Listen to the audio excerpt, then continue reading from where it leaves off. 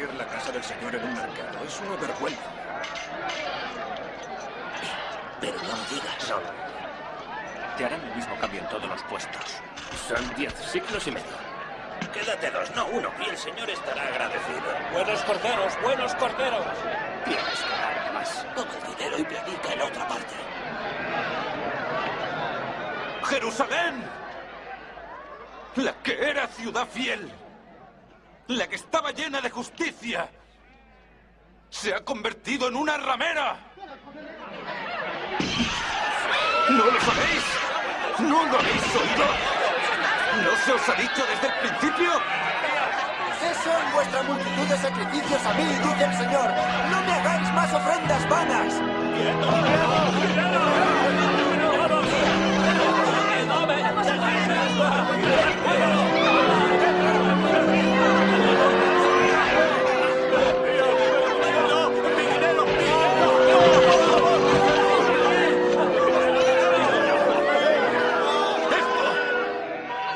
¡Es una casa de oración!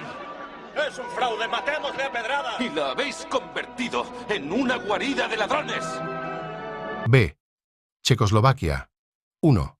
Klement Gottwald, uno de los fundadores del Partido Comunista en Checoslovaquia y presidente de este país entre 1948 y 1953. Judío, muerto poco después de Stalin. 2. Vladimir Klementis, exministro comunista de Asuntos Exteriores de Checoslovaquia, juzgado y condenado en 1952. Judío, víctima de esas pugnas internas surgidas entre los hebreos comunistas. 3. Václav David, el actual ministro de Asuntos Exteriores de Checoslovaquia, 1955. Judío. 4. Rudolf Slaski, exsecretario general del PSSH, condenado en 1952. Judío, llamado Rudolf Salzmann. 5. Firi Hendrich, el actual secretario general del PC, judío. 6. General Bendrik Reisin, condenado en 1952, judío. 7. Andrés Simón, condenado en 1952, judío, llamado Otto Katz. 8. Gustav Bares, secretario general adjunto del PC, judío. 9. Iosef Frank, exsecretario general adjunto del PC, condenado en 1952, judío. 10. Karel Schaap, exministro de Seguridad, condenado en 1952, judío. C. Polonia. 1. Boleslaw Beirut, presidente de Polonia hasta 1954, judío. 2. Jakob Berman, secretario general del PCP, judío. 3. Juliusz Kazuki, Katz, ministro de Asuntos Exteriores de Polonia, bien conocido por sus discursos violentos en la ONU. Judío. 4. Karl Swierczewski, ex viceministro de la Defensa Nacional de Polonia, muerto por los campesinos anticomunistas ucranianos en el sur de Polonia, judío. 4. Karl Swierczewski, ex viceministro de la Defensa Nacional de Polonia, muerto por los campesinos anticomunistas ucranianos en el sur de Polonia, judío. No siempre es amorfa la masa del pueblo. 5. Józef Cyrankiewicz, primer ministro de Polonia desde 1954, después de Beirut, judío. 6. Hilary Mink, viceprimer ministro desde 1954, judío. 7. Zenon Nowak, segundo primer ministro de Polonia desde 1954, judío. 8. Zenon Klisko, ministro de Justicia, judío. 9. Tadeusz Koczkanowiec, ministro de Trabajo, judío. El único comunista polaco de origen cristiano, importantes, es Władysław Gomulka, que fue alejado de la dirección política desde 1949, cuando perdió el cargo de primer ministro, y más tarde, o más temprano, pasará con él lo que ha pasado con Rajk en Hungría. Últimamente, fue repuesto en la dirección del partido y del Estado. D. Rumanía. 1. Anna Pauker, judía, exministra de Asuntos Exteriores de la República Popular Rumana y agente número 1 del Kremlin en Rumanía hasta el mes de junio de 1952, cuando pasó a la sombra, pero libre en Bucarest hasta hoy día. Esta hiena judía, llamada originalmente Anna Robinson, es hija de un rabino judío venido a Rumanía desde Polonia. Nació en Moldavia en 1892. 2. Ilka Wasserman, exsecretaria particular de Anna Pauker, actualmente la verdadera dirigente del Ministerio de Asuntos Exteriores, judía. 3. Josif Kisiniewski, el actual agente número 1 del Kremlin en Rumanía, miembro del Comité Central del Partido Comunista y vicepresidente del Consejo de Ministros. Es judío de Besarabia. Su nombre real es Joschka Broitman. Es el verdadero jefe del Partido Comunista en Rusia, aunque oficialmente el secretario general de este partido es el cerrajero rumano Gheorghe Gheorghiu Des, que juega un simple papel de pantalla política. Kisiniewski tomó su actual seudónimo del nombre de la ciudad de Chisinau, Besarabia, donde antes de la llegada del Ejército Rojo tenía una sastrería. Judío. 4. Teohari Georgescu, ministro de Asuntos Interiores en el gobierno comunista de Bucarest entre 1945 y 1952. En la actualidad está relegado a un cargo secundario, aunque oficialmente fue expulsado del Partido Comunista. Está en la misma situación que Anna Pauker. Su nombre verdadero es Burac Teskovich y es un judío originario de Galați, puerto rumano del Danubio. 5. Abram Bunaciu es el actual, 1955, secretario general del Presidium de la Gran Asamblea Nacional de la República Popular Rumana, o sea, el verdadero jefe de esta asamblea, ya que Petru Groza, el presidente oficial, es solamente un viejo maniquí masón, casado con una judía cuyo papel es puramente decorativo. Abram Bunaciu se llama en realidad Abraham Gutman. Gutman, traducido, es el nombre correspondiente en rumano a Bunaciu, o sea, el seudónimo adoptado por este judío. 6. Lothar Radaceanu, otro ministro del gobierno comunista de Bucarest depuesto en 1952 y reaparecido en la tribuna de honor en 1955. Es judío de Transilvania. Se llama Lothar Wurzel. Como la palabra Wurzel, traducida al rumano, significa radacina, o sea, raíz. En castellano, este judío ha transferido sencillamente su nombre hebreo al rumano y se llama ahora Radaceanu. 7. Miron Constantinescu, miembro del Comité Central del Partido Comunista y ministro de las Minas y el Petróleo, cambia de vez en cuando sus cargos ministeriales. Es un judío de Galați, Rumanía, llamado en realidad Mercon, y usa, como es costumbre en ellos, seudónimo rumano. 8. General Locotenent Moisés Haupt, comandante de la región militar de Bucarest, judío. 10. Haim Gutman, jefe del Servicio Secreto Civil de la República Popular Rumana, judío. 11. Mayor General William Suder, jefe del Servicio de Información y Contraespionaje del Ejército Comunista Rumano. Es judío llamado Wilman Suder. Exoficial del Ejército Soviético. 12. Coronel Roman, exdirector del Servicio ECP, Educación, Cultura y Propaganda, del Ejército Rumano hasta 1949 y actualmente ministro en el gobierno comunista. Su nombre judío es Walter. 13. Alejandro Mogiorosh, ministro de la Nacionalidad en el Gobierno Rojo, judío de Hungría. 14. Alejandro Badau, jefe del Servicio de Control de los Extranjeros en Rumanía. Es judío originario de la ciudad de Targoviste, cuyo nombre auténtico es Braunstein. Antes de 1940, su familia tenía un gran almacén comercial en Targoviste. 15. Mayor Lewin, jefe de la censura de la prensa, judío, exoficial del Ejército Rojo. 16. Coronel Holban, jefe de la Seguridad Comunista de Bucarest, judío, Yamdo Moscovich, exjefe sindical. 17. George Silviu, secretario general administrativo del Ministerio de Asuntos Interiores, judío, llamado Gersh Gollinger. 18. Erwin Voigulescu, jefe de la división de pasaportes en el Ministerio de Asuntos Exteriores, judío, llamado Erwin Weinberg. 19.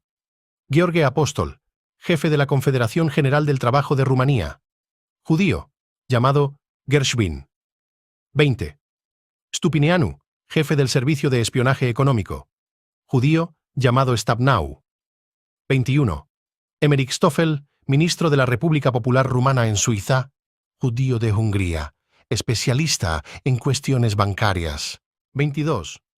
Harry Fainaru, exconsejero de la Legación Comunista Rumana en Washington hasta 1954 y actualmente potentado en el Ministerio de Asuntos Exteriores de Bucarest, judío, llamado Hersch Feiner. Antes de 1940, su familia tenía un comercio de cereales en Galați. 23. Ida Szilágyi, la verdadera jefa de la legación rumana de Londres, judía, amiga de Anna Pauker. 24. Lazarescu, el chargé d'affaires del gobierno rumano en París, judío, llamado en realidad Burac Lazarovich, hijo de un comerciante judío de Bucarest. 25. Simon Oyeru, subsecretario de Estado rumano, judío, llamado Schaffer. 26. Aurel Baranga, inspector general de las Artes, judío, llamado Ariel Leibovich. 27. Liuba Kisinevsky, presidenta de la UFAR, Unión de Mujeres Antifascistas Rumanos, judía, originaria de Sernautsy, Bucovina, llamada en realidad Liuba Broidman, esposa de Josif Kisinevsky, del Comité Central del Partido. 28. Liu Seiger, director del Ministerio de Economía Nacional, judío. 29. Dr. Seider, jurisconsulto del Ministerio de Asuntos Exteriores, judío. 30. Marcel Breslau, director general de Artes, judío, llamado Marc Breslau. 31. Silviu Brucan, redactor jefe del diario Escanteia, órgano oficial del partido, judío, de nombre Brucker. Este dirige toda la campaña de mentiras con la cual se quiere engañar al pueblo rumano sobre la verdadera situación creada por el comunismo. Al mismo tiempo, el judío Brucker dirige la falsa campaña antisemita de la prensa comunista de Rumanía. 32. Samoila, director administrativo del periódico Escanteia, judío, llamado Samuel Rubinstein. 33. Horia Liman, el segundo redactor del periódico comunista. 34. Ingeniero Schnapp, director administrativo del periódico comunista Romania Libera, Rumanía Libre, el segundo diario comunista en tiraje, judío. 35. Jan Mihai, jefe de la cinematografía rumana, propaganda comunista a través de las películas, judío, cuyo nombre es Iacob Mikel. 36.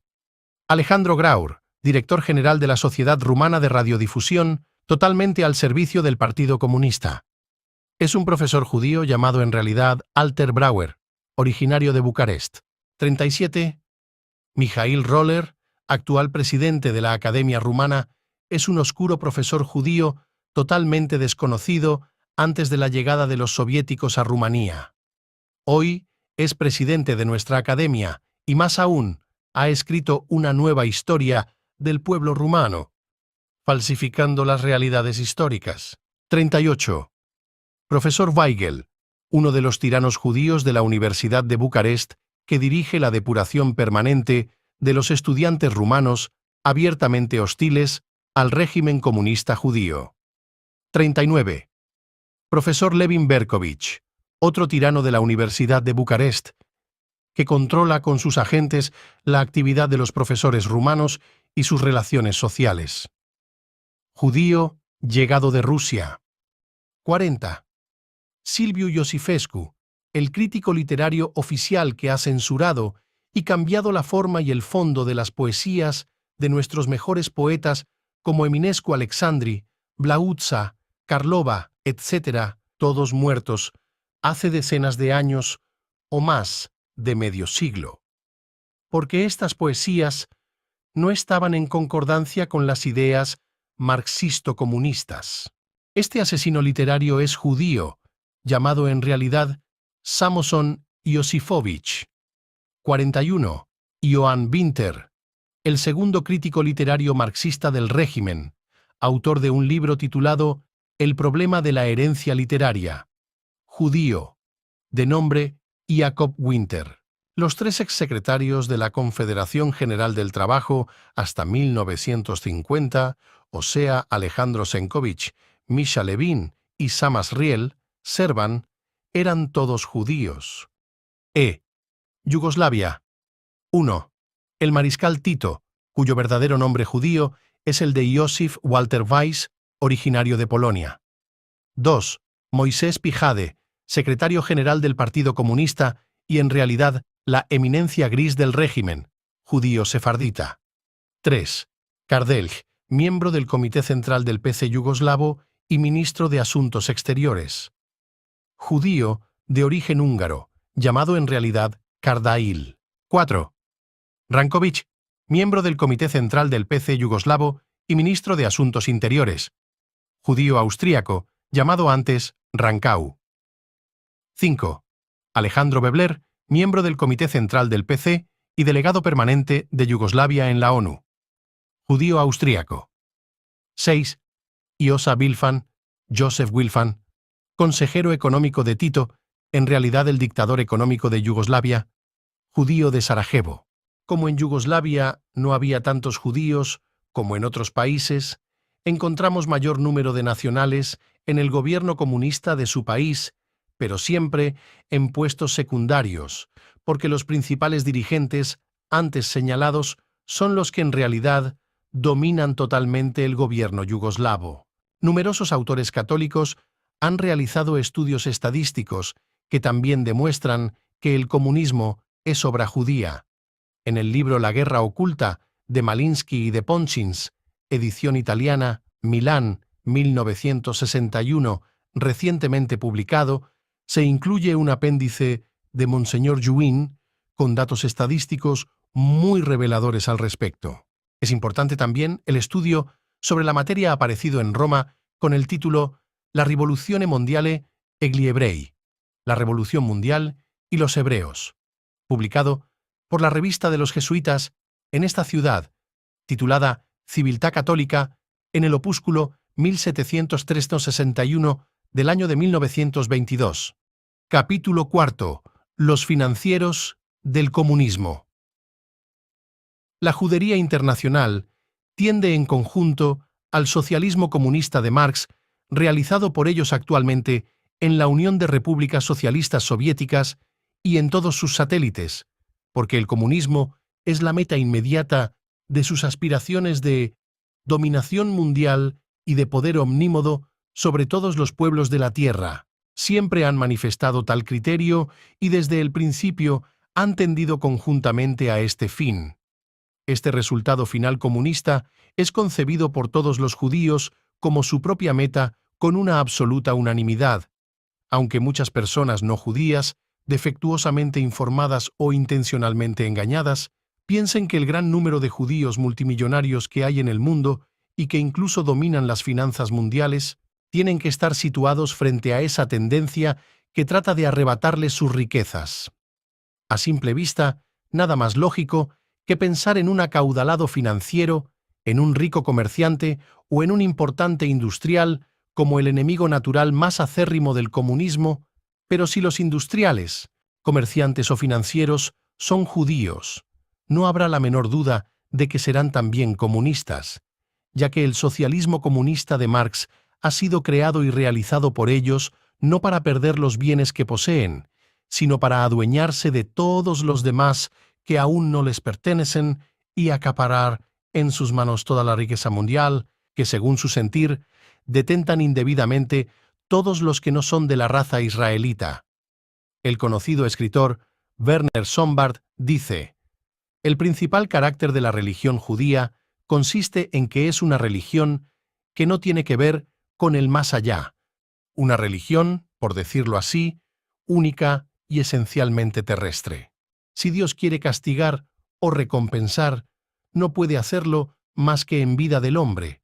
Por eso, aquí abajo debe prosperar el justo y sufrir el impío.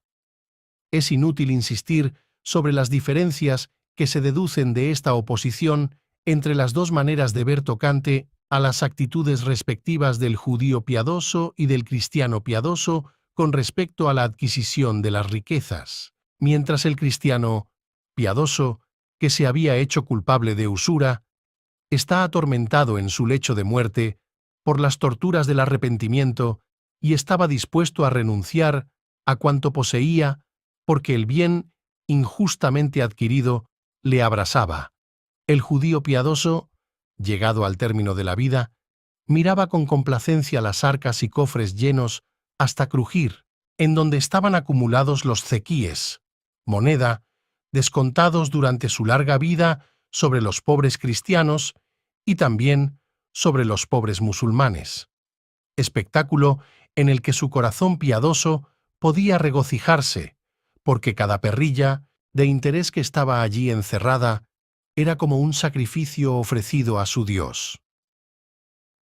Al mismo tiempo, el dinero judío es el instrumento poderosísimo que ha permitido al socialismo marxista financiar ampliamente los movimientos revolucionarios, sin cuyo apoyo no hubiera podido triunfar jamás, y la forma de corromper en todos los aspectos la civilización cristiana, ya sea materializando al individuo al hacerle preferir la riqueza a los valores trascendentes, o bien por los medios directos que tan efectivamente saben usar como el cohecho, el peculado, la concusión y, en general, la compra de las conciencias. La idea judía de acaparar todo el dinero del mundo por medio del comunismo aparece con toda diafanidad en muchos famosos escritores judíos como Edmond Flegg, Barbusse, André Speyer y otros, pero principalmente en la conocida carta enviada por el célebre judío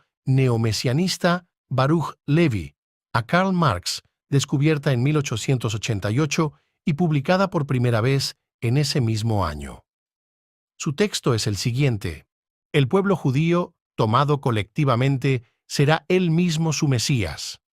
Su reino sobre el universo se obtendrá por la unificación de las otras razas humanas, la supresión de las fronteras y de las monarquías que son los baluartes del particularismo, y el establecimiento de una república universal que reconocerá por doquier los derechos de la ciudadanía a los judíos. En esta nueva organización de la humanidad, los hijos de Israel, diseminados actualmente sobre toda la superficie del globo, todos de la misma raza y de igual formación tradicional, sin formar, no obstante, una nacionalidad distinta, llegarán a ser sin oposición el elemento dirigente en todas partes, sobre todo si llegan a imponer a las masas obreras la dirección estable de algunos de entre ellos.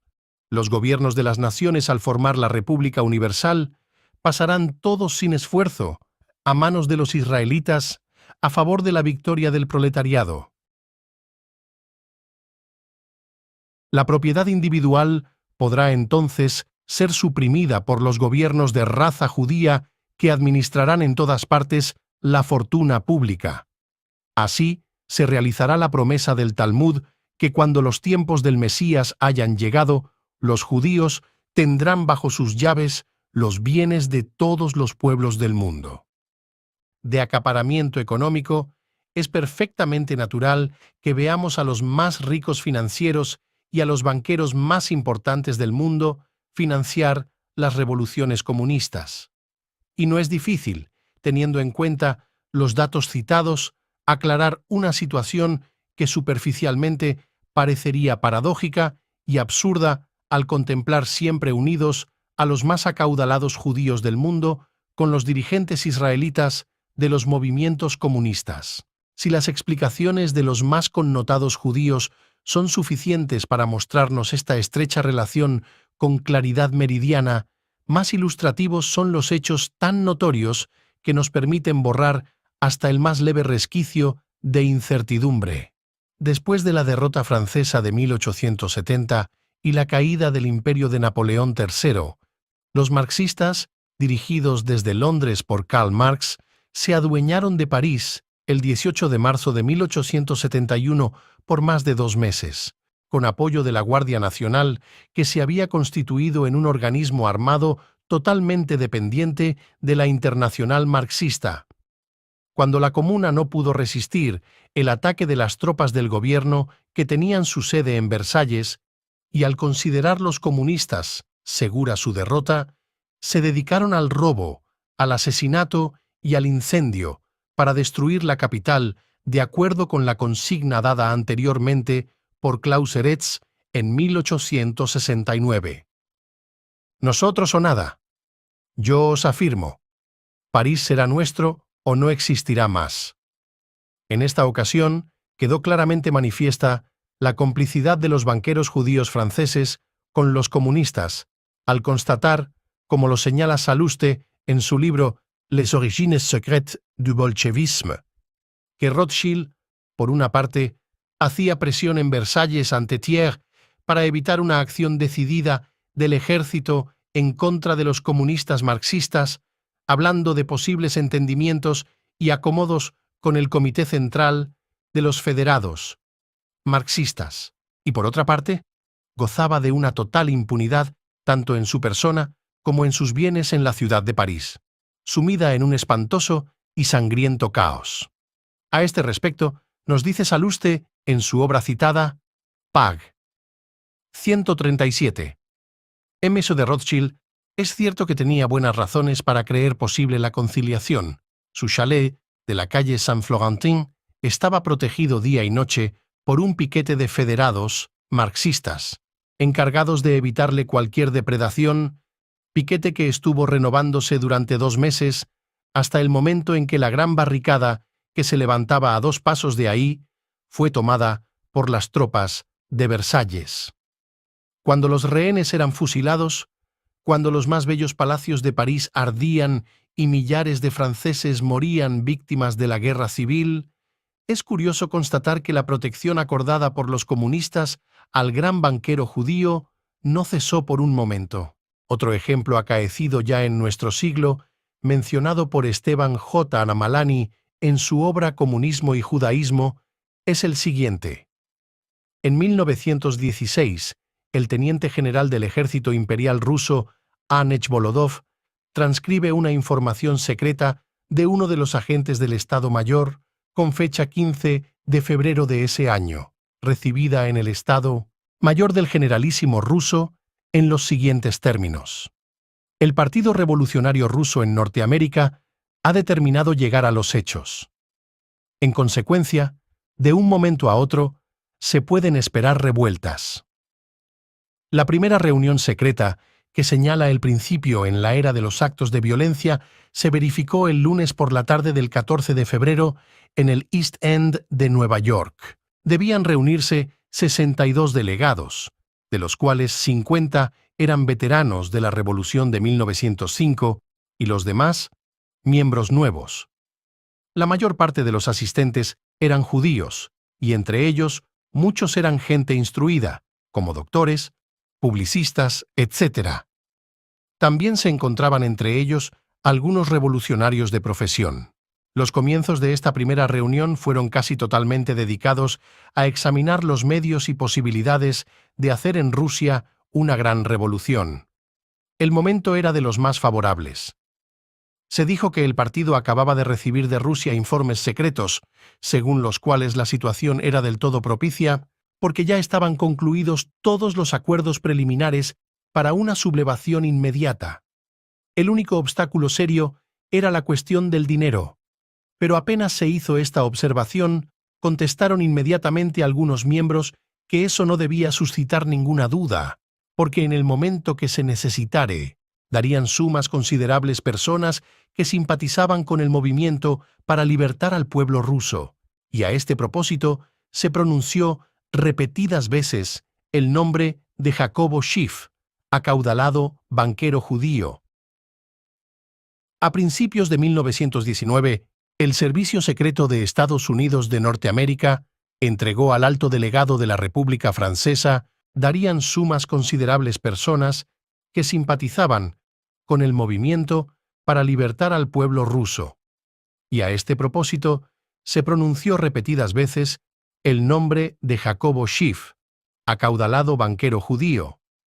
A principios de 1919, el Servicio Secreto de Estados Unidos de Norteamérica entregó al alto delegado de la República Francesa en ese país un memorial en el que categóricamente señala la participación de los principales banqueros en la preparación de la Revolución Comunista Rusa.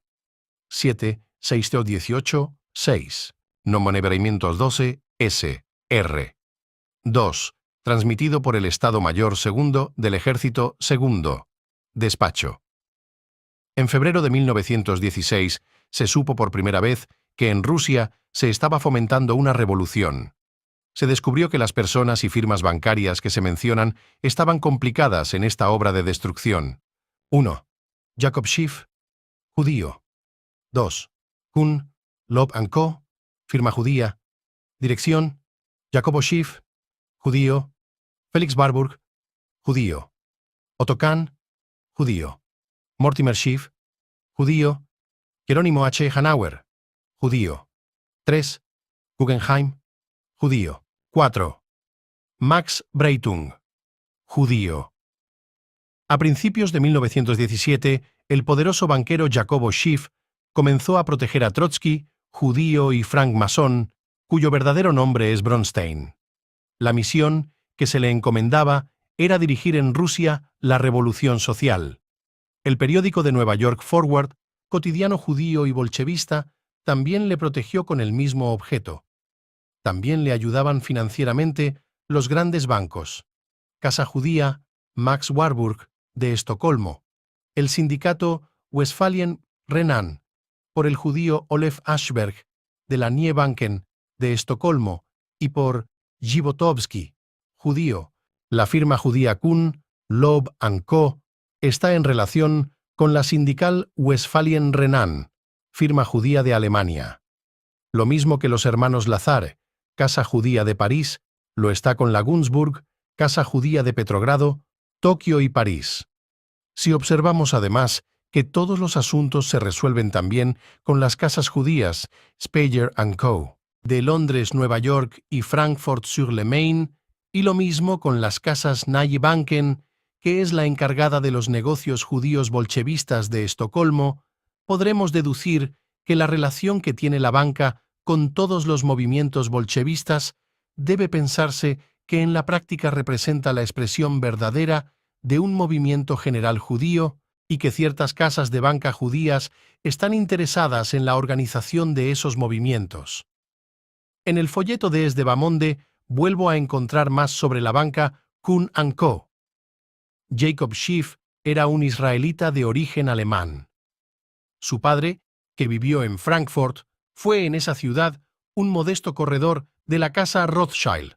El hijo emigró a los Estados Unidos y allí hizo una rápida carrera que le convirtió pronto en jefe de la gran firma Kuhn, Loeb & Co., principal banco israelita de Estados Unidos, América. En el mundo bancario judío, Jacobo Schiff no se significó solamente por su ciencia en los negocios y por el atrevimiento de sus concepciones. Aportó también proyectos e intenciones muy decididas, aunque no nuevas ni propias, sobre la acción política dirigente que esa banca debe ejercer sobre los destinos del mundo. The Spiritual Direction of Human Affairs. Otra de las constantes preocupaciones del plutócrata era la intervención a toda costa en los asuntos políticos de Rusia para provocar en ese país un cambio de régimen. La conquista política de Rusia, que hasta entonces había escapado a la influencia masónica gracias a un régimen nacional, debía ser el mejor medio de asegurar en el universo entero el poder de Israel. En la primavera de 1917, Jacobo Schiff comenzó a comanditar a Trotsky, judío, para que hiciera la revolución social en Rusia. El diario judío bolchevique de Nueva York, Forward, se cotizó también con el mismo objeto. Desde Estocolmo, el judío Max Warburg habilitaba igualmente a Trotsky y Sia, y lo mismo hacían el sindicato westfaliano Renano, importante consorcio judío, el judío Olef Ashberg, del Nie Banken de Estocolmo, y Zhivotovsky, un judío con cuya hija está casado Trotsky. Al mismo tiempo, un judío, Paul Warburg, demostraba tener relaciones tan estrechas con los personajes bolcheviques que no fue reelegido en la Federal Reserve Board. El Times de Londres del 9 de febrero de 1918 y el New York Times, en dos artículos de Samuel Gompers publicados en los números de primero, de mayo de 1922 y 31 de diciembre de 1923, decía lo siguiente. Si tenemos en cuenta el hecho de que la firma judía Kuhn, Loeb & Co. está en relaciones con el sindicato westfaliano renano, firma judía de Alemania, con Lazare Frères, Casa Judía de París, y también con la casa bancaria Günzburg, firma judía de Petrogrado, Tokio y París. Y si advertimos además que los precedentes negocios judíos mantienen estrechas relaciones con la casa judía Speyer & Co. de Londres, Nueva York y Frankfurt del Meno, lo mismo que con el Neue Banken, casa judía bolchevique de Estocolmo, comprobaremos que el movimiento bolchevique en sí es, hasta cierto punto, la expresión de un movimiento general judío y que determinadas casas bancarias judías están interesadas en la organización de este movimiento. El general Nechbolodov apunta en su obra el fuerte financiamiento judío a la Revolución Comunista de Rusia. Durante los años que precedieron a la revolución, 12 millones de dólares habían sido entregados por Jacobo Schiff a los revolucionarios rusos. Por otra parte, según M. Bakhmetiev, embajador del gobierno imperial ruso en Estados Unidos, fallecido en París, hace algún tiempo, los bolcheviques triunfantes habían remitido entre 1918 y 1922 600 millones de rublos de oro a la firma Kuhn, Loeb & Co. Después de estas pruebas tan concluyentes, no creo que a ninguno se le ocurra llegar a la optimista conclusión de que hay judíos malos, los comunistas, y judíos buenos, los capitalistas. Y que mientras unos tienden a acabar con las riquezas de los particulares y a hacer desaparecer la propiedad privada, otros tienden a defender ambas cosas para no perder sus enormes fortunas. Desgraciadamente para nuestra civilización, el complot judío presenta caracteres de absoluta unidad, y el judaísmo constituye una fuerza monolítica tendiente a acaparar, por medio del socialismo comunista de Marx, todas las riquezas del mundo, sin excepción. El hecho de que, como en todas las instituciones humanas, en el judaísmo surjan a veces rivalidades y luchas internas, no altera esta situación. Estos pleitos de familia surgen generalmente por ambiciones de mando, aunque sean disfrazados por razones religiosas o de estrategia a seguir, pero los bandos en pugna siempre coinciden en desear el dominio del mundo, en los órdenes político, económico y religioso, y en que el mejor medio de lograr ese dominio total es por medio de la dictadura socialista o comunista, que permitirá a los judíos adueñarse de la riqueza de todos los pueblos de la tierra. Hoy en día, en nuestro mundo civilizado, se considera el racismo como el mayor pecado en que pueden incurrir los humanos, falta que deja perenne y escandaloso estigma de salvajismo y brutalidad, siempre que no sea el pueblo judío el que lo practique. Gracias a la propaganda, casi totalmente acaparada en el mundo por los israelitas, cine, radio, prensa, televisión, editoriales, etc. El antisemitismo es la manifestación racista más abominable de todas. Los judíos han hecho del antisemitismo un arma verdaderamente demoledora que sirve para nulificar el esfuerzo de las innumerables personas u organizaciones que, habiendo comprendido claramente cuál es la verdadera cabeza del comunismo, pese a los disfraces y estratagemas usados por esta raza para ocultar sus verdaderas actividades, han querido dar la voz de alerta, horrorizados ante el ominoso fin que cada vez está más próximo. Su labor mendaz ha sido tan efectiva que la mayoría de los anticomunistas, queriendo acabar con el monstruo marxista, lanzan sus valerosos y decididos ataques a los tentáculos del pulpo, ignorando la existencia de la terrible cabeza que regenera los miembros destruidos, dirige los movimientos y armoniza las actividades de todas las partes de su sistema. La única posibilidad de destruir el socialismo comunista de Marx es atacar a la cabeza del mismo, que actualmente es el judaísmo, según nos lo indican los hechos más incontrovertibles y los testimonios más irrecusables de los mismos judíos. Mientras los países cristianos son antirracistas porque fundamentan su idea en el concepto del prójimo, los judíos han sido siempre y son, en la actualidad, los racistas más furibundos. Con banderas y gritos, un grupo de extremistas judío penetra en una calle del barrio cristiano de la ciudad vieja de Jerusalén. Tras minutos de enfrentamientos con dueños y clientes en un bar, huyen de la zona. Desde el inicio del nuevo gobierno se producen con más frecuencia. Nos sentimos impotentes, quieren incomodarnos y que nos vayamos del país, dice el dueño del establecimiento. El acoso se ha multiplicado, 5 ataques en solo mes y medio, el último contra la estatua de Cristo de la Iglesia de la Flagelación. El agresor era un judío americano. Tiró la estatua al suelo y empezó a golpearla con un martillo. La cara está desfigurada y hay que restaurar la pierna, cuenta resignado el sacerdote de la Iglesia. El patriarca de la Iglesia ortodoxa, entre otros, pide protección y que los actos vandálicos no queden impunes. Son frecuentes los grafitis con frases contra cristianos y árabes, pero es más preocupante que entren en cementerios y rompan las cruces. La comunidad cristiana ha experimentado un ligero ascenso el último año, pero siguen siendo una minoría. Representan solo el 2% de la población de Israel. Esta imagen de esta bandera en una casa en pleno barrio musulmán de la ciudad vieja es cada vez más habitual verla también en el área cristiana, donde crecen considerablemente los asentamientos de colonos judíos. Basan su racismo en las ideas del Talmud, partiendo del principio de que el no judío ni siquiera es un ser humano. Pero este antirracismo cristiano es explotado muy hábilmente por los judíos y a la sombra del mismo tejen sus infernales maquinaciones en contra de la Iglesia católica y de todo orden cristiano, estructurando el sistema comunista en donde no hay Dios, no hay Iglesia, ni hay principios trascendentales de ninguna clase.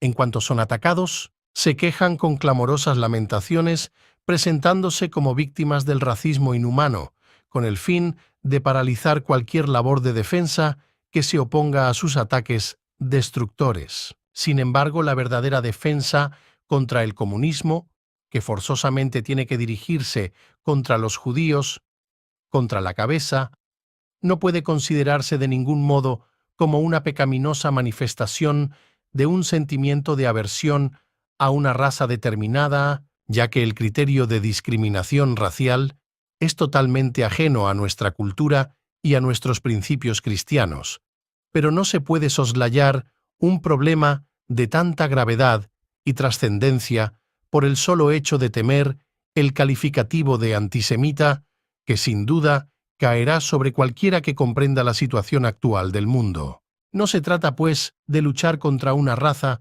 por consideraciones de orden racial.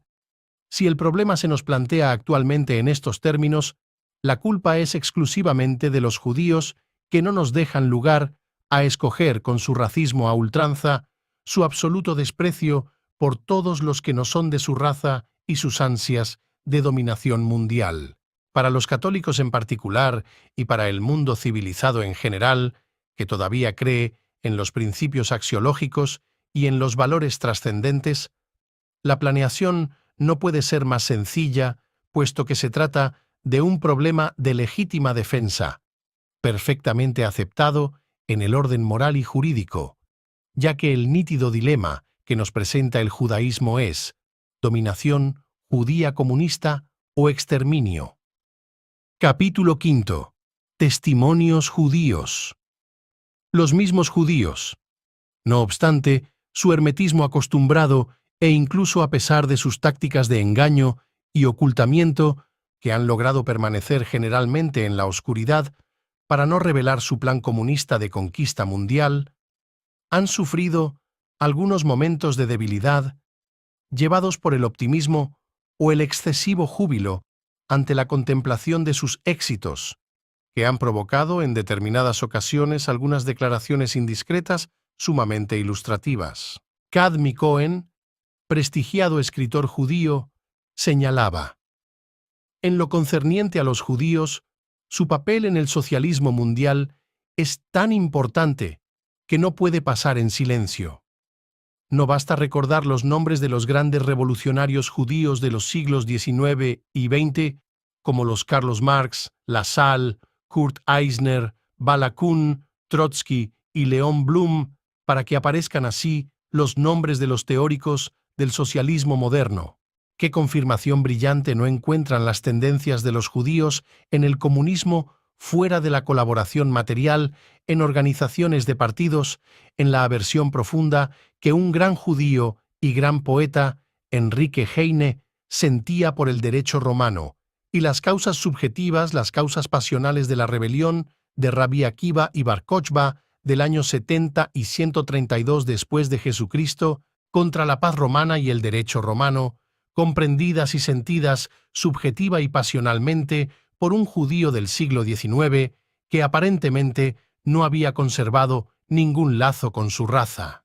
Y los revolucionarios judíos y los comunistas que atacan el principio de la propiedad privada, cuyo monumento más sólido en el Código de Derecho Civil de Justiniano, de Ulpiano, etc., no hacen sino lo que sus antepasados, que resistían a Vespasiano y a Tito.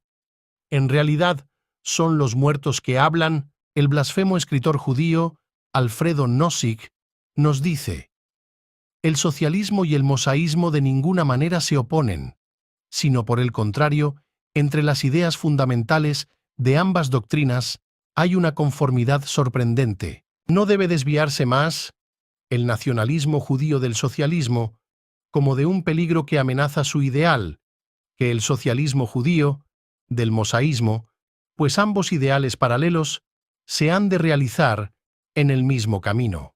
Del examen de los hechos resulta de modo irrefutable que no solo los judíos modernos han cooperado de una manera decisiva a la creación del socialismo.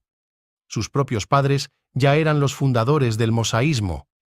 La semilla del mosaísmo obró a través de los siglos en cuanto a doctrina y a ley de un modo consciente para unos e inconsciente para otros. El movimiento socialista moderno es para la mayoría obra de judíos. Los judíos fueron los que imprimieron en él la marca de su cerebro. Igualmente, fueron judíos los que tuvieron parte preponderante en la dirección de las primeras repúblicas socialistas. El socialismo mundial actual forma el primer estado del cumplimiento del mosaísmo, el principio de la realización del estado futuro del mundo anunciado por los profetas. En su libro Integrales Judentum, ratifica esta idea del socialismo como doctrina judía cuando escribe lo siguiente: si los pueblos quieren progresar de veras, deben despojarse del temor medieval de los judíos y de los prejuicios reaccionarios que tienen contra ellos. Deben reconocer lo que son en realidad, los precursores más sinceros del desarrollo de la humanidad. Hoy exige la salvación del judaísmo que reconozcamos el programa del socialismo abiertamente a la faz del mundo, y la salvación de la humanidad en los siglos venideros depende de la victoria de ese programa. La razón de esta postura revolucionaria judía está claramente explicada por el conocido escritor judío E. Eberlin, en la siguiente cita: cuanto más radical es la revolución, tanta más libertad e igualdad para los judíos resulta de ella. Toda corriente de progreso no deja de consolidar la posición de los judíos. Del mismo modo, todo retroceso y toda reacción los alcanza en primer lugar. A menudo basta una simple orientación en las derechas para exponer a los judíos al boicoteo. Bajo este aspecto, el judío es el manómetro de la caldera social. Como entidad, la nación judía no puede colocarse al lado de la reacción, porque la reacción, es decir, la vuelta al pasado, significa para los judíos la continuación de las condiciones anormales de su existencia. El connotado judío Jacob de Haas, en The Maccabean, nos dice claramente que la revolución rusa es una revolución del judaísmo. Ella significa un cambio en la historia del pueblo judío. Digamos francamente que era una revolución judaica, porque los judíos eran los revolucionarios más activos de Rusia. En el periódico judeo francés, titulado Le Peuple Juif, del 16 de febrero de 1919, se lee lo siguiente: la revolución rusa que estamos viendo será obra exclusivamente de nuestras manos. Por su parte, Ricardo Jorge, que prologa un libro del famoso escritor judío Samuel Schwartz, dice lo siguiente: si de las cumbres de la ciencia pura descendemos a la arena en que se entrechocan las pasiones y los intereses de los hombres, surge ante nosotros el oráculo de la nueva religión sociopolítica, el judío Karl Marx, el caudillo doctrinario de la guerra sin cuartel del proletariado, que encuentra en la cabeza y en el brazo de Lenin la realización de sus credos, inspiradores del Estado soviético, que amenaza subvertir los fundamentos de las instituciones tradicionales de la sociedad.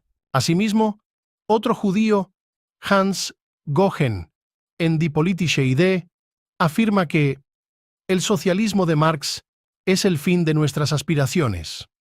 En el número 12 del periódico El Comunista, publicado en Kharkov con fecha 12 de abril de 1919, el judío M. Cohen escribía: sin exageración, puede asegurarse que la gran revolución social de Rusia se llevó a cabo por medio de los judíos.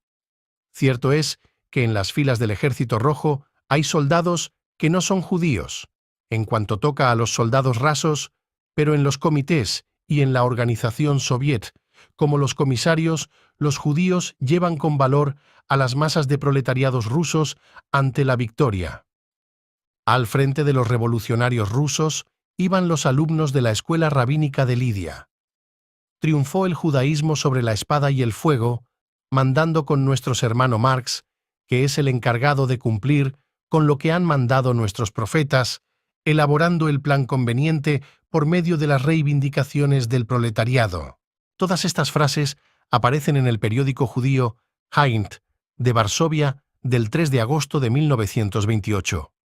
El Mundo Judío, del 10 de enero de 1929, expresaba esta blasfema opinión: el hecho del bolchevismo mismo, y que tantos judíos son bolcheviques, y que el ideal del bolchevismo está sobre muchos puntos de acuerdo con el más sublime ideal del judaísmo, del que una parte formó la base de las mejores enseñanzas del cristianismo. Todo eso tiene gran significación, que examinará cuidadosamente el judío reflexivo.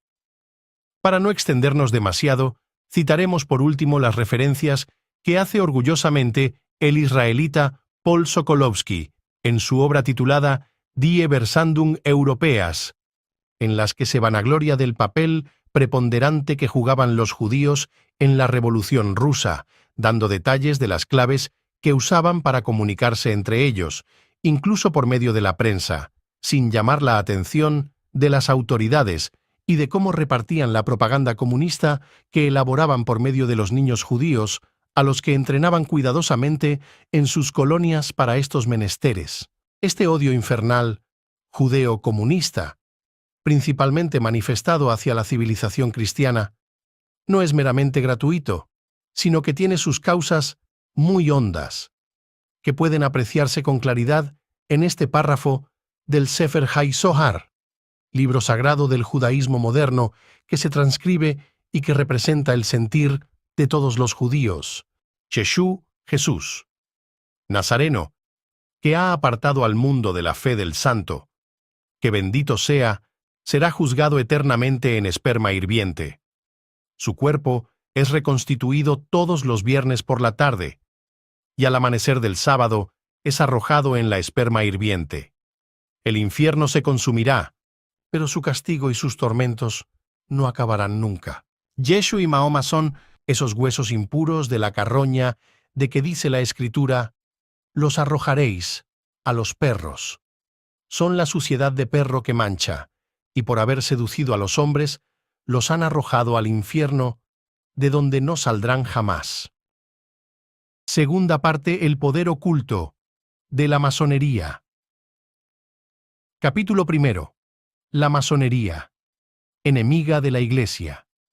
En vista de que el tema de este segundo libro ha sido tratado con tal maestría y profundidad por personalidades eminentes y copiosamente documentadas como Su Santidad el Papa León XIII, el eminentísimo cardenal José María Caro R., arzobispo de Santiago de Chile, por Monsignor León Meurín, S.J., arzobispo-obispo de Port Louis, y otros varios eruditos escritores eclesiásticos y seglares, nos limitaremos a transcribir literalmente tan autorizadas opiniones para no desvirtuar en lo más mínimo su gran autoridad. Su Santidad León XIII, en su encíclica Humanum Genus, dice literalmente: los romanos pontífices, nuestros antecesores, velando solícitos por la salvación del pueblo cristiano, conocieron bien pronto quién era y qué quería este capital enemigo apenas asomaba entre las tinieblas de su oculta conjuración, y cómo, declarando su santo y seña, amonestaron con previsión a príncipes y pueblos que no se dejaran coger en las malas artes y asechanzas preparadas para engañarlos. Dióse el primer aviso del peligro el año 1738 por el Papa Clemente XII, in eminenti, cuya constitución confirmó y renovó Benedicto XIV, Providas, Pío VII. Ecclesiam, a Jesucristo, siguió las huellas de ambos, y León XII, incluyendo en la Constitución Apostólica Quo, graviora lo decretado en esta materia por los anteriores, lo ratificó y confirmó para siempre. Pío VIII, Encíclica Traditi, 1829, Gregorio XVI, Encíclica Miraribus, 1832, y Pío IX, Encíclica Qui Pluribus, 1846, Multiplices, 1865, etc. Ahora, a ejemplo de nuestros predecesores, hemos resuelto declararnos de frente contra la misma sociedad masónica, contra el sistema de su doctrina, sus intentos y manera de sentir y obrar, para más y más poner en claro su fuerza maléfica e impedir así el contagio de tan funesta peste. No puede el árbol bueno dar malos frutos, ni el árbol malo dar buenos frutos. Mateo capítulo 7, versículo 18. Y los frutos de la secta masónica son, además de dañosos, acerbísimos. Porque de los certísimos indicios que hemos mencionado antes, resulta el último y principal de sus intentos, a saber, el destruir hasta los fundamentos todo el orden religioso y civil establecido por el cristianismo, levantando a su manera otro nuevo, con fundamentos y leyes sacadas de las entrañas del naturalismo. Sin esto, los turbulentos errores que ya llevamos enumerados han de bastar por sí mismos para infundir a los estados miedo y espanto, porque quitado el temor de Dios y el respeto a las leyes divinas, menospreciada la autoridad de los príncipes, consentida y legitimada la manía de las revoluciones, sueltas con la mayor licencia las pasiones populares, sin otro freno que la pena, ha de seguirse por fuerza universal, mudanza y trastorno.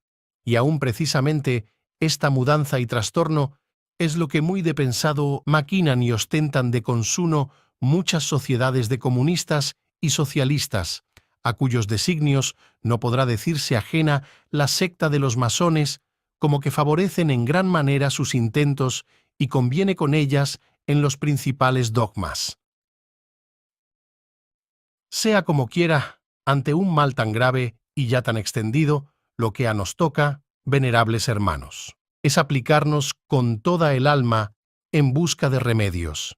Y porque sabemos que la mejor y más firme esperanza de remedio está puesta en la virtud de la religión divina, tanto más odiada de los masones, cuanto más temida, juzgamos ser lo principal el servirnos contra el común enemigo de esta virtud tan saludable.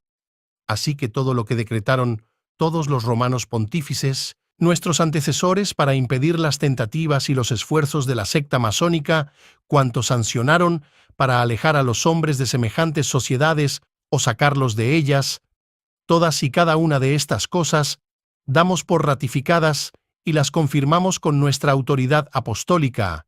Como se ve, tanto su santidad, el Papa León XIII, como varios sumos pontífices anteriores, son muy claros al condenar la masonería, reconociendo asimismo sus intentos de destruir a la cristiandad, aliada con socialistas y comunistas. ¿Y quiénes dirigen la masonería? Como lo demostraremos en los capítulos siguientes, son los mismos que dirigen al socialismo, es decir, los judíos.